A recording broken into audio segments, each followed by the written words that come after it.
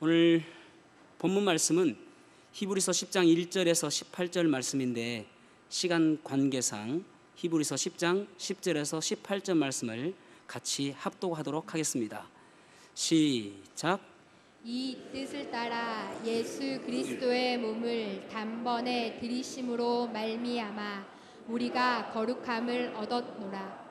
제사장마다 매일 서서 섬기며 자주 같은 제사를 드리되 이 제사는 언제나 죄를 없게 하지 못하거니와 오직 그리스도는 죄를 위하여 한 영원한 제사를 드리시고 하나님 우편에 앉으사 그 후에 자기 원수들을 자기 발등상이 되게 하실 때까지 기다리시나니 그가 거룩하게 된 자들을 한 번의 제사로 영원히 온전하게 하셨느니라. 또한 성령이 우리에게 증언하시되 주께서 이르시되 그날 후로는 그들과 맺을 언약이 이것이라 하시고 내 법을 그들의 마음에 두고 그들의 생각에 기록하리라 하신 후에 또 그들의 죄와 그들의 불법을 내가 다시 기억하지 아니하리라 하셨으니 이것들을 사하였은즉 다시 죄를 위하여 제사 드릴 것이 없느니라. 아멘. 아멘. 착석하시겠습니다. 여러분 혹시 인형 뽑기 해보셨습니까? 저는 해봤을 것 같습니까? 안 해봤을 것 같습니까? 해봤습니다. 한번 해봤습니다. 예전에 제 청년 시절에 500원 넣고 한번 해봤습니다. 그런데 잘 안 돼가지고 이것은 안 되는 것인가 보다 쉽게 포기를 했습니다. 그런데 여러분, 이 인형 뽑기가 남자들이 많이 할까요? 여자들이 많이 할까요? 남자들이 많이 합니다. 7대3. 쓸데없이 이런 것도 수고하시는 분들이 계세요. 그래서 통계를 냈는데 7대3이랍니다. 7대3. 7대3. 남자가 7입니다. 남자가 이 인형을 좋아해서 그럴까요? 아니면 인형 뽑아가지고 여자친구 주려고? 그런 것이 아니라 이것을 한마디로 경제학 용어로 이야기한다면 립스틱 효과랍니다. 립스틱 효과. 립스틱 효과가 무엇이냐면은 1930년대 미국 대공황이 있을 때에 그때의 사람들에게 최저 비용으로 사치 욕구를 충족시킬 수 있는, 만족시킬 수 있는 것이 무엇인가 해서 아무것도 안 사더라도 겉으로 보기에는 좀 번지르르하는 그런 모습이 보이기 위해서 립스틱이 가장 많이 팔렸답니다. 그러니까 불황일 때에, 경제적으로 불황일 때에 이런 소비 심리가 있답니다. 우리나라도 IMF 때에 이 립스틱이 20에서 30% 더 매출이 증가했답니다. 그래서 이런 것들을 립스틱 효과라고 이야기를 합니다. 최저 비용으로 나에게 뭔가 만족감을 줄 수 있는, 오늘날 여러분 청년들이 청년 실업률이 꽤 높습니다. 청년들이 뭔가 하면은 될 수 있는 것처럼 보이지만 잘 되지 않잖아요. 그런 불확실성 속에 있는 가장 응집된 곳이 어디인가 하면은 노량진입니다. 노량진은 공무원 시험 준비하는 사람들이 참 많습니다. 그런데 거기에 인형 뽑기 기계가 우리나라에서 최고 많이 있답니다.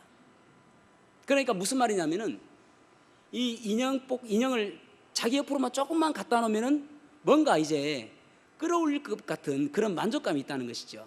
그래서 이 자기가 조금만 더 하면 뭔가 될 것처럼 느껴지기 때문에 대리만족을 한다는 것입니다. 여러분, 우리가 흔히 생각하는 것 중에 하나가 내가 무언가 있으면은 평안하고 행복하고 만족감을 누릴 것 같은 그런 것들이 있지는 않습니까? 예를 들어서 돈이 좀 있으면 내가 참 만족감을 누리며 행복할 수 있을 것 같다. 또 건강이 있으면 행복할 수 있을 것 같다라고 생각하시는 분들이 상당히 많이 있습니다. 그런데 여러분, 결론적으로 이야기한다면 성경에서는 그것으로서 사람이 참된 평안을 누릴 수 없다라고 이야기합니다. 왜냐하면 죄 문제가 해결되지 않는 한 사람은 절대 평안할 수 없기 때문에 그렇습니다. 죄의 문제. 그래서 이 히브리서의 초점은 무엇이냐면은 죄를 어떻게 해결할 것인가입니다. 다시 한번요. 히브리서의 초점은 죄를 어떻게 해결할 것인가. 그렇다면은 우리가 왜 죄인인가 한번 생각해 봐야 되겠죠. 여러분 한번 제가 질문해 볼 거니까 마음속으로 답을 해 보시기 바랍니다. 입 밖으로 내면은 부끄러움을 당할 수도 있어요. 죄인이기 때문에 죄를 짓는 것 같습니까? 죄를 짓기 때문에 죄인인 것 같습니까? 다시 물어볼게요. 사과나무가 사과 열매를 사과나무이니까 사과 열매를 맺겠습니까? 아니면은 사과 열매를 맺으니까 사과나무이겠습니까? 전자죠. 성경은 사과나무이니까 사과를 맺는다라고 이야기합니다. 다시 말씀을 드리자면은 죄인이니까 죄를 짓는다고 이야기하는 것입니다. 죄인이니까 죄를 짓는다. 그래서 우리 모든 사람들은 어쩔 수 없이 죄를 지을 수밖에 없는 존재다라고 성경에서는 말하고 있는 것입니다. 히브리서에서 그렇게 말씀하시는 것처럼 그렇다면 이 죄 문제를 어떻게 해결할 것인가잖아요. 그래서 히브리서 9장 22절에 보면은 피 흘림이 없이는 사함이 없느니라라고 말씀하고 있습니다. 피 흘림이 없이는 사함이 없느니라. 다시 말해서 죄를 용서함 받기 위해서는 반드시 피가 있어야 된다라고 말씀하는 것이죠. 그런데 그 피는 죄가 없는 존재의 피가 되어져야 됩니다. 그래서 구약 시절에는 죄가 없는 피가 무엇인가? 짐승이죠. 짐승은 죄가 없기 때문에 그 짐승의 피로 사람들의 죄를 대신해서 하나님께 제사를 드림으로 인해서 용서를 받았습니다. 그런데 여러분, 그 짐승의 피로 사람이 완벽하게 용서 받을 수가 없다라고 말하는 거예요. 왜냐하면 그 짐승의 피로 제사를 드렸다 하더라도 매년 생각이 나기 때문에 또다시 짐승의 피로 제사를 드릴 수밖에 없다라는 것입니다. 그래서 하나님께서 사람들을 사랑하셔서 사람과 똑같은 죄 없는 사람이 필요했던 거예요. 그래서 예수님께서 이 땅에 사람의 몸을 입고 오셔서 그래서 그분께서 이 땅에 사시면서 죄 없이 사셨고 그리고 십자가에 죄가 되셔서 십자가에 달려 돌아가심으로 인해서 우리들의 죄를 용서하여 주신 것입니다. 이것이 성경의 총 요약입니다. 그래서 성경 전체를 한 구절로 이야기해봐라 라고 한다면 요한복음 3장 16절 말씀입니다. 하나님이 세상을 이처럼 사랑하사 독생자를 주셨으니 이는 저를 믿는 자마다 멸망치 않고 영생을 얻게 하려 하심이니라.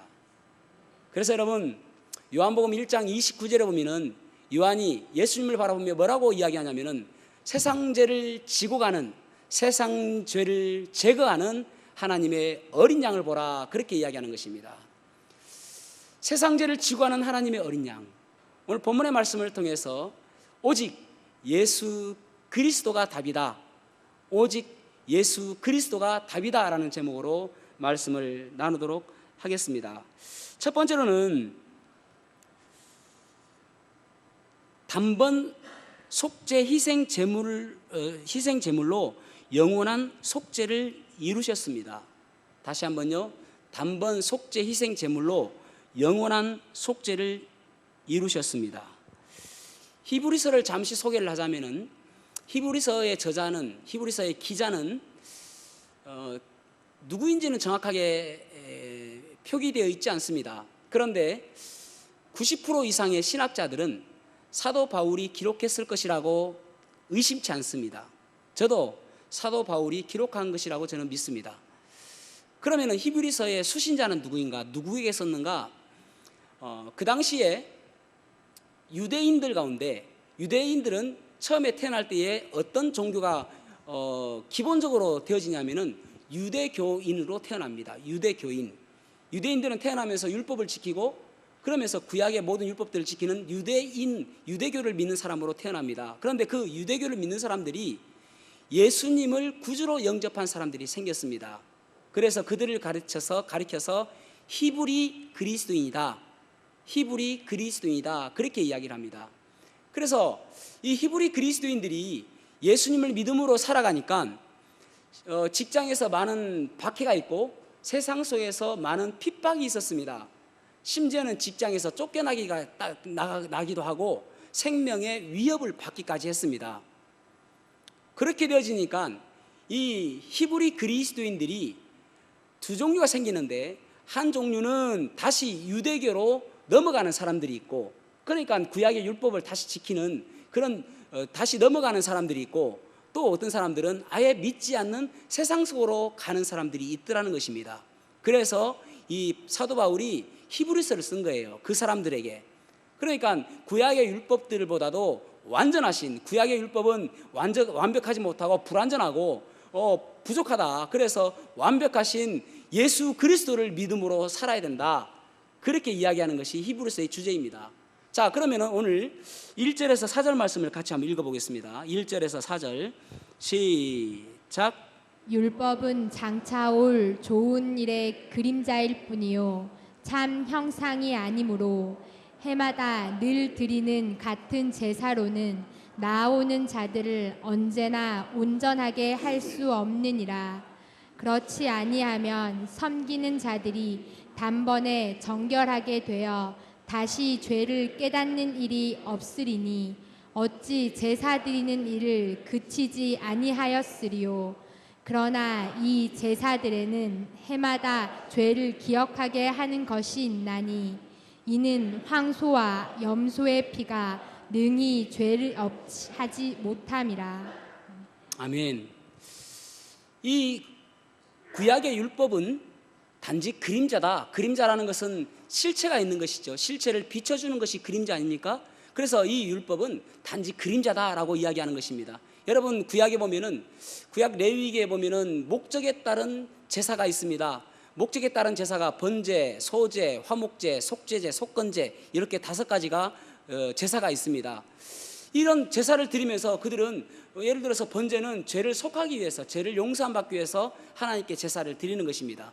그러면서 그들은 죄를 용서받았다라고 생각을 했습니다. 그리고 레위기 23장에 보면은 여러 절기들이 있습니다.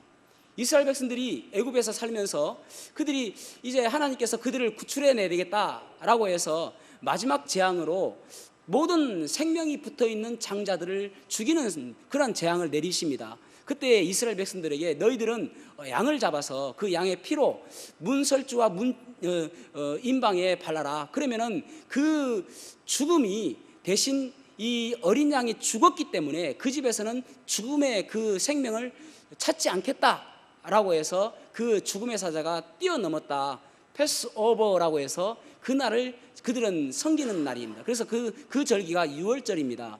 유월절 그 다음부터 일주일간 7일간 무교절을 지켰습니다. 무교절을 그 다음 안식일 바로 그 다음 날이 초실절입니다. 초실절부터 또 7주 77, 49, 49일 그 다음, 그래서 그때를 7.7절, 그거 첫날부터 치니까 50일이라서 오순절, 그렇게 오순절을 지켰습니다. 그리고 나서 그들은 또 이제 하나님께서 우리들을 40년 동안 이 애굽에서 우리들을 인도해 주셨다라고 해서 감사하는 마음으로 장막절을 지켰습니다.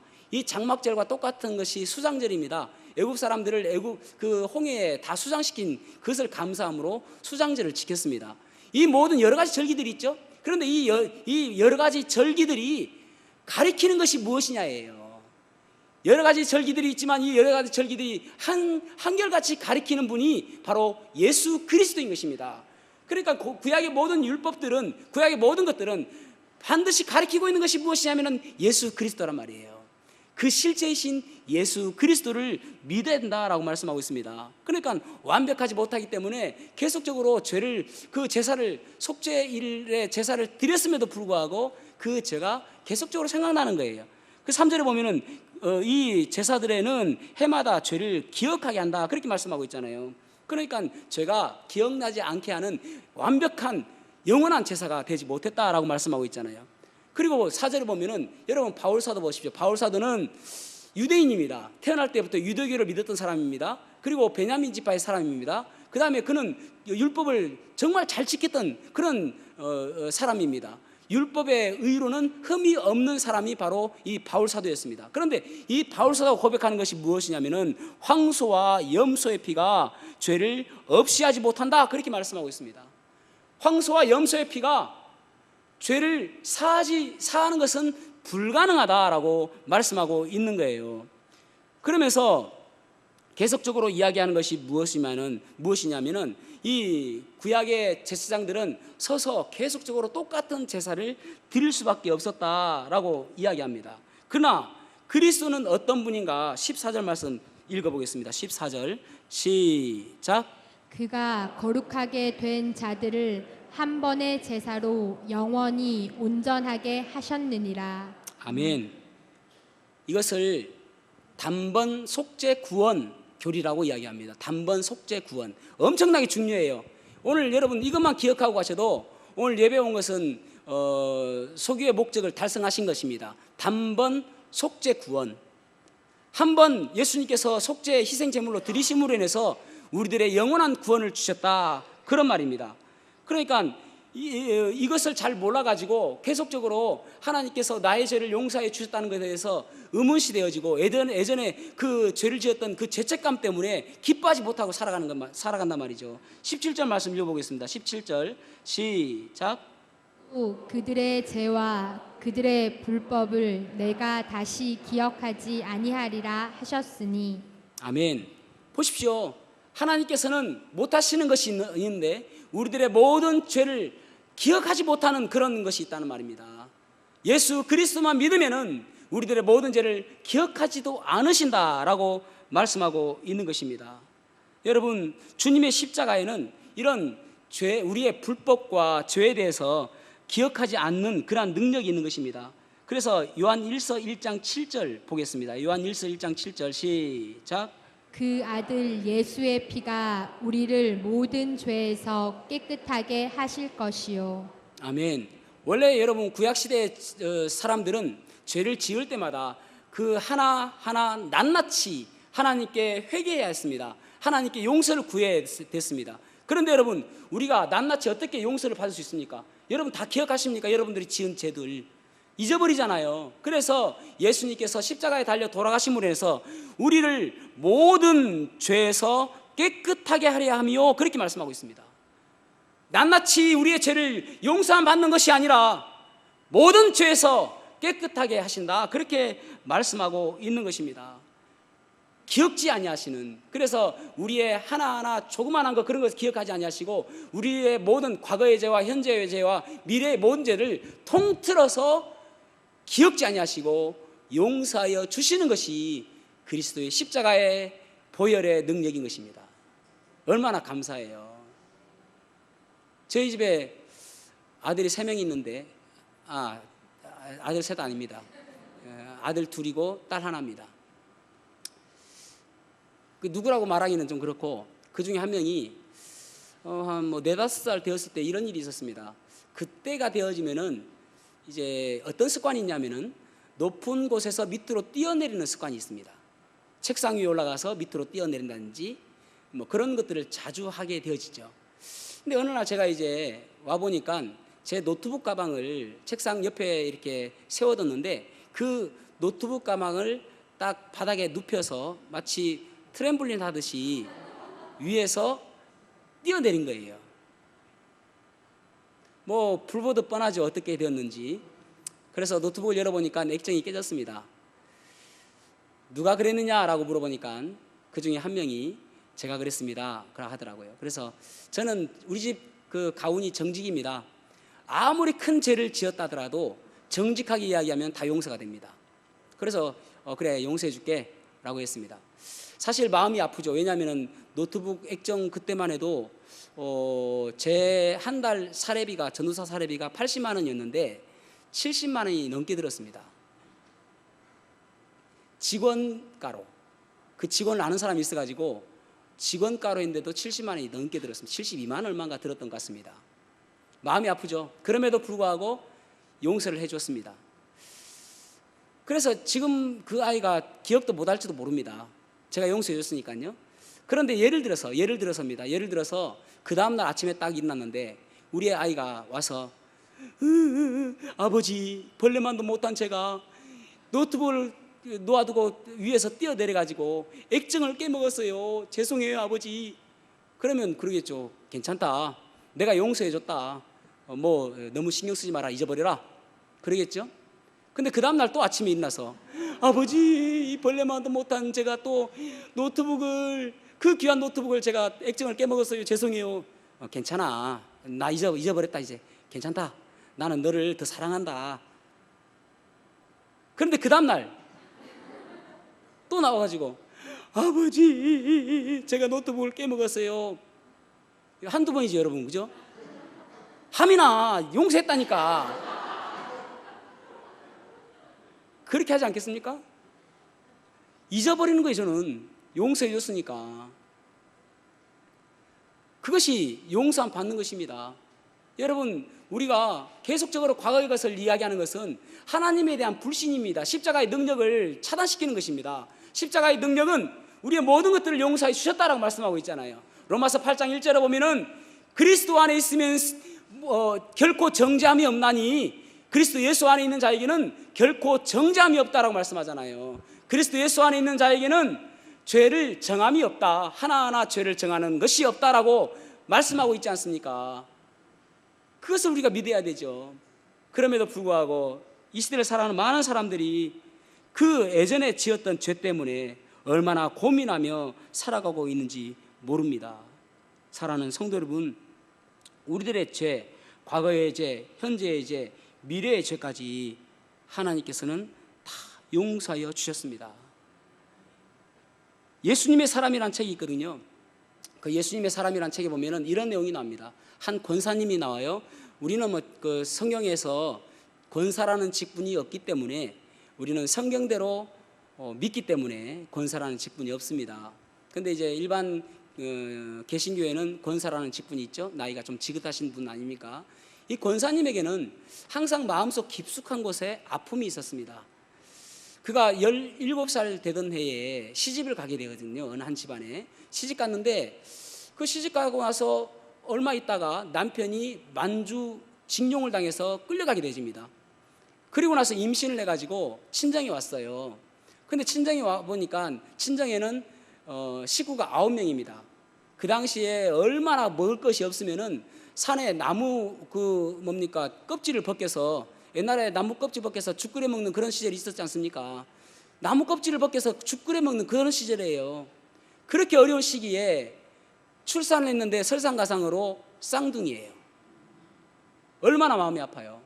그래서 이분이 어쩔 수 없어서 한 아이에게는 젖을 먹이지 않습니다. 젖을 물리지 않아요. 그래서 한 아이가 죽어요. 그래서 이 아이를 양지 바른 곳에 묻어주면서 엄마의 이 가슴에 묻지 않습니까? 항상 이 권사님의 마음에는 내가 자식을 주겠다라는 그 죄책감 때문에 살았습니다. 그러다가 예수님을 믿었어요. 그리고 구원받았습니다. 그럼에도 불구하고 더 죄책감이 드는 것이 내가 하나님 앞에서 어떻게 얼굴을 들 수 있을까? 나는 자식을 주겠는데 그 마음 때문에 너무나도 힘들게 살아갑니다. 그래서 교회에 그것을 조금이라도 보상하는 마음으로 교회에 굳은 일을 다 하는 거예요. 그럼에도 불구하고 얼굴은 날마다 어둡고 기쁨이 전혀 없고 그런 가운데 살아갑니다. 그런데 목사님과 한번 상담을 하게 되는 거예요. 목사님이 그런 이야기를 합니다. 나는 참 예전에 내 아이를 젖을 물리지 않아가지고 죽였던 그런 엄마입니다.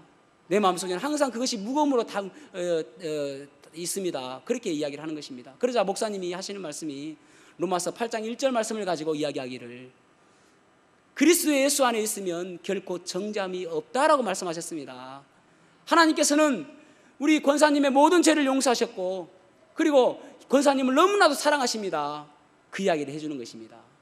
그러자 이 권사님이 그 이야기를 듣고 나서 통곡을 하며 웁니다. 이런 죄인도 하나님께서 용서하여 주셨다니요. 너무나도 감사합니다. 그러면서 상담을 마치고 나가는데 얼굴빛이 달라지는 거예요. 이제 내 모든 죄가 용서함 받았구나. 기억지도 않으시는구나 라는 것을 그가 느꼈을 때에 그전과 다른 얼굴 모습이 되는 거예요. 사랑하는 성도 여러분, 우리도 마찬가지 아닙니까? 내 마음속에 그 무거운 거 있습니까 여러분? 예수님께서는 과거의 죄, 현재의 죄, 미래의 죄까지 모두 용서하셨어요. 구약 성도들은, 구약 사람들은 내 죄가 제거되었기 때문에 나는 날마다 내 죄에 대해서 의식하지 않아도 돼 라고 말할 수가 없었습니다. 그런데 신약 성도들은 하나님께서 내 죄를 다 용서해 주셨기 때문에 나는 내 죄에 대해서 의식하지 않아도 돼 라고 할 수 있는 사람들이 오늘날 신약교회의 성도들인 것입니다. 그래서 히브리서 계속 이야기하는 것이 뭐라고 이야기하면은 우리 신약 성도들은 구약 성도들보다 더 나은 상속 언약을 받았다라고 이야기하는 거예요. 얼마나 감사합니까? 우리들은 모든 것들을 용서함 받았습니다. 그래서 내 마음속에 그 죄 때문에 아직도 죄책감을 가지고 있고 내 마음속에 죄 때문에 기뻐하지 못하는 것이 있다면은 그리스도의 그 보혈의 능력, 보혈의 그 은혜를 내가 믿지 못하는 것이나 마찬가지인 거예요. 하나님을 불신하고 있는 거나 마찬가지인 것입니다. 예수님께서 십자가에 달려 돌아가시면서 마지막으로 하신 말씀이 테텔레스타이, It is finished, 다 이뤘다라고 이야기하셨잖아요. 그러면서 돌아가셨을 때에 휘장이, 성소에 있는 휘장이 위에서부터 아래로 갈라지고, 그러면서 우리가 하나님 앞으로 나아가는 모든 장벽들이 다 무너지고 우리가 하나님 앞으로 나갈 수 있는 담대함을 우리가 얻었지 않습니까?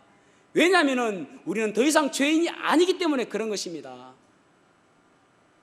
이것이 우리에게 날마다 감사함이 있어야 돼요. 이것이 우리에게 감사함이 없다면 아직도 나는 그리스도의 십자가의 능력을 잘 믿지 못하고 있는 것입니다.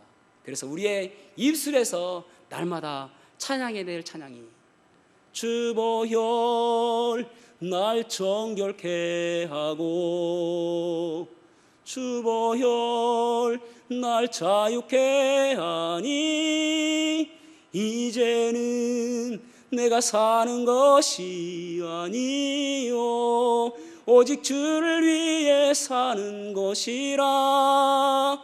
주의 손 날 위에 찢기셨고 주의 발 날 위에 박히셨으니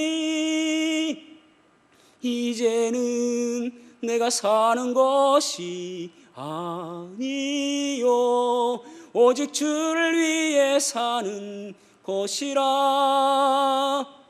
주의 손에 나의 손을 포개고 주의 발에 나의 발을 포개어 나 주와 함께 죽고 또 주와 함께 살리니 영원토록 주와 함께 살리라. 주와 함께 살리라. 여러분, 우리가 주님께서 우리의 죄를 다 용서하여 주시기 위해서 십자가에 달려 돌아가셨습니다. 단번 속죄 희생 제물로 우리의 영원한 구원을 이루신 것입니다. 이 사실이 우리에게 날마다 큰 기쁨이 되어야 될 줄로 믿습니다. 두 번째로는 주님의 그 순종의 모습, 그 순종의 모습을 우리가 순종의 주님을 닮아가야 함을 알 수가 있습니다. 순종의 주님을 닮아가야 합니다. 여기 5절에서 7절에 보면은 이 말씀은 시편 40편 6절에서 8절 말씀을 인용한 것입니다. 이 시편 40편은 다윗이 쓴 것이거든요. 그래서 다윗은 예수 그리스도의 모형이라고 할 수가 있을 것입니다. 그래서 여기 7절에서 9절 말씀을 읽어보면은, 자, 10장 7절에서 9절 말씀을 읽어보겠습니다. 시작.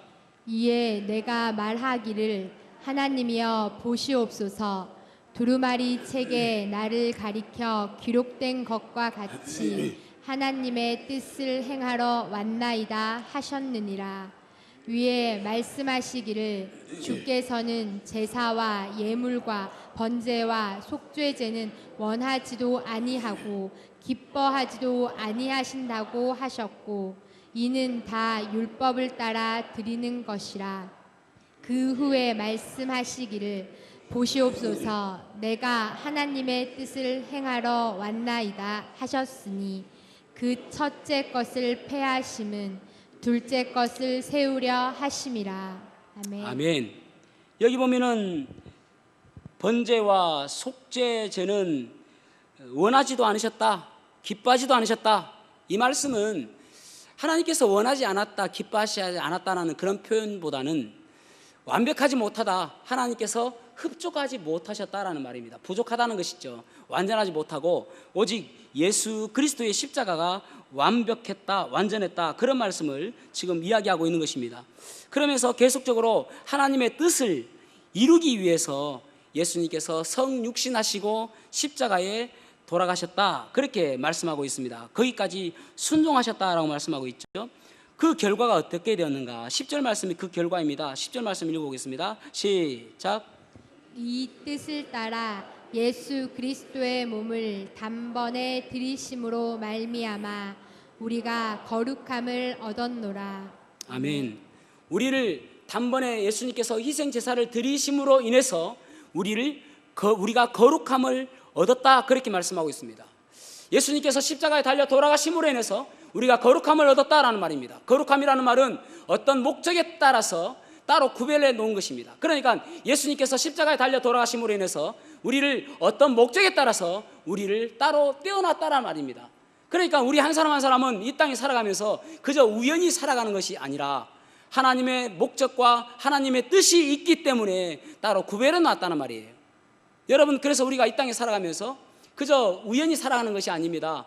하나님의 뜻대로 살아가는 모습이 되어야 됩니다. 그러면서 사실은 이 히브리서 10장은 계속 히브리서 1장부터 계속 율법과 십자가에 대해서 계속 이야기하면서 결론적인 부분입니다. 함축해서 이야기하는 부분이거든요. 그러면서 주님의 주님을 믿음으로 살아야 된다라고 말씀하고 있는 것이거든요. 그러니까 히브리서 10장 38절에 보면은 나의 의는 믿음으로 말미암아 살리라. 또한 뒤로 물러가면 내 마음이 그를 기뻐하지 아니하리라 하셨느니라. 아멘.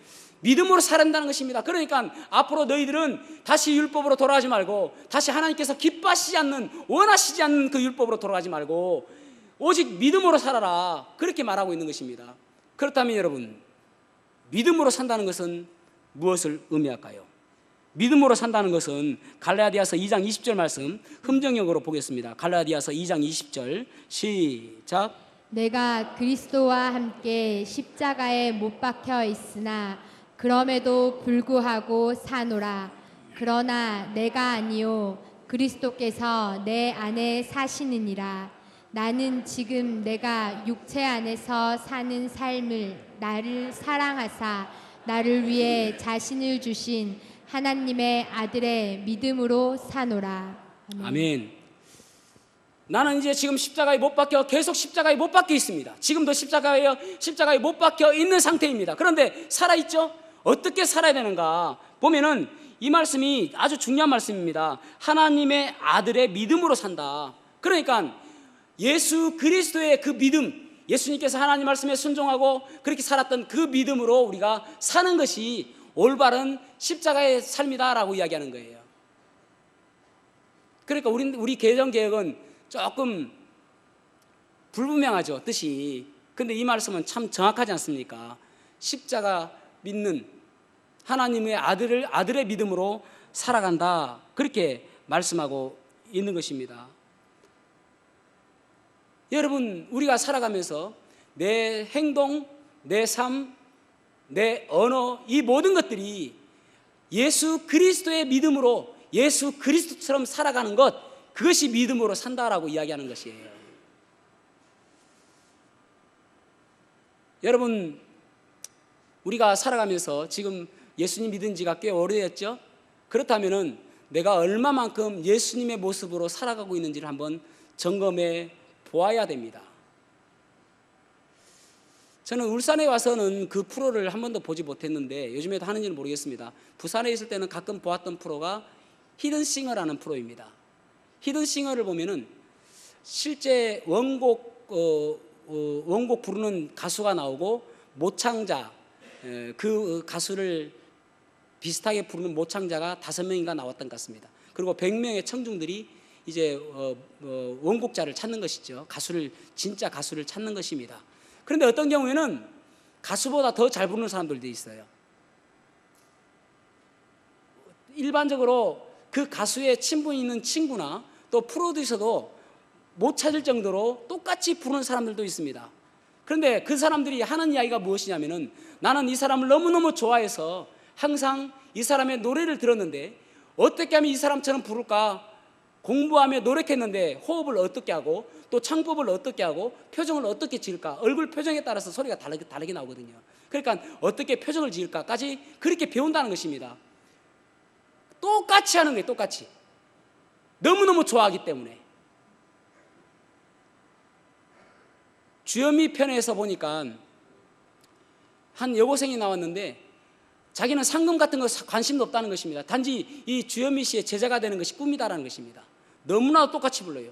윤도현 씨 편에 보니까 윤도현 씨 그 기타를 그 친구가 고등학교 검정고시를 준비하고 있는데 기타를 선물로 주겠다라니까 그거 아무 필요 없습니다. 나는 당신과 옆에 있는 것이 나에게는 너무나도 영광입니다라고 이야기해요. 여러분, 우리가 주님을 믿는다는 것은 내 삶 속에서 얼마만큼 주님이 나타나고 있느냐, 얼마만큼 주님의 뜻대로 살아가고 있느냐. 찰스 셀던의 책처럼 예수님이라면 어떻게 하셨을까라고 날마다 생각하며 내 삶이 예수님 닮은 모습으로 비춰지고 있느냐, 그것이 중요하다는 거예요.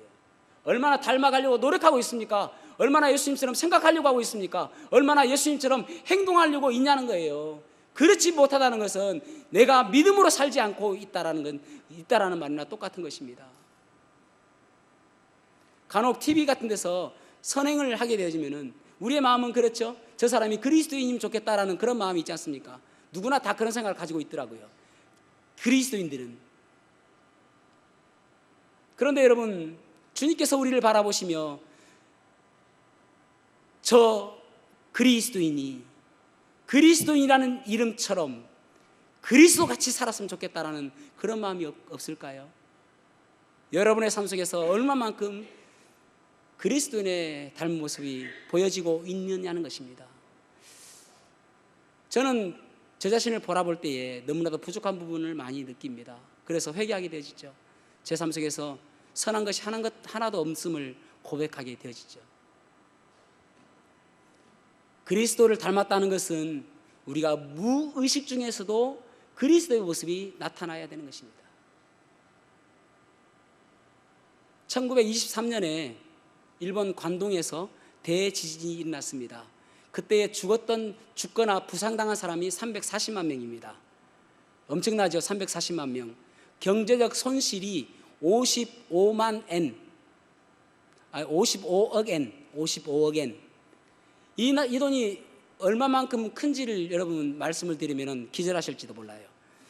그 당시에 일본이 1923년인데 1922년에 한 해 일본 전체 예산이 14억 엔. 그러니까 일본 전체 4년 예산만큼이나 경제적 손실이 있는 그러한 지진이었습니다. 그러니까 이 일본 국민들이 얼마나 원성이 자자하겠습니까? 정부를 향한 민심이 흉흉한 것입니다. 그래서 일본 사람들 참 못됐잖아요. 그래서 이 일본 사람들이 무엇을 꾸며내냐면은 이 모든 원성과 흉흉함을 조선인에게 돌리기 위해서 거짓 뉴스를 소문을 내게 되어지는데, 조선인들이 일본인들에게 안가품하기 위해서 우물에 독약을 타고 다닌다, 독약을 탄다, 그런 소문을 내게 됩니다. 안 그래도 이 일본인들은 성난 민심인데 조선인들이 그렇게 한다고 하니까 이 죽창을 들고 다니면서 조선인들을 다 죽이는 것입니다. 그때 죽었던 조선인들이 약 2만 3천 명. 엄청나게 많은 사람들이 죽었어요. 그래서 조선인들이 집 밖으로 나가지를 못하는 거예요. 집 밖으로 나가면 조선인이라고 죽이니까. 그런데 여러분, 그것이 영원토록 이렇게 집 밖에 나가지 않을 수 있습니까? 생필품이 필요할 수가 있잖아요. 먹어야 되니까. 그래서 생필품이 필요할 때에 나가면서 어떻게 하고 나가냐면은 남학신을 신고 일본인 복장을 하고 나가는 것입니다. 그러니까 일본인들도 또 고민이 생겼어요. 어떻게 조선인인지 밝히지?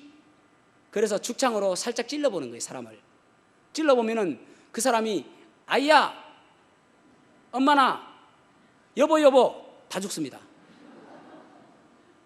이따이 하면 살아요. 이따이 해 살아요. 여러분, 숨길 수 없는 우리의 모습이 있어야 될 거 아닙니까? 숨길 수 없는 예수 그리스도의 모습이 내 삶 속에서 끊임없이 나타나야 될 거 아니에요.